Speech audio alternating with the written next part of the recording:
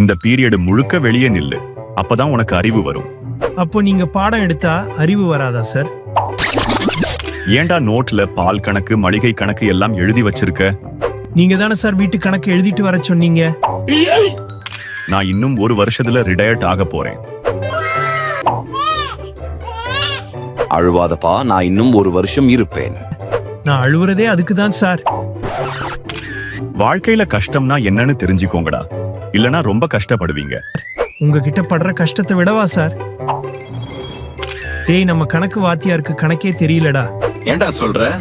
அவரோட 4வது பொண்ணுக்கு 5ன்னு பேர் வச்சிருக்காரு. எனக்கு ஒரே சந்தேகமா இருக்குடா. என்னது அது? டிவிய பார்த்தா பார்க்கணும்னு தோணுது, பைக்கை பார்த்தா ஓட்டணும்னு தோணுது. இதுல என்னடா சந்தேகம்? ஆனா புக்கை பார்க்கும்போது தான் படிக்க தோண மாட்டேங்குது.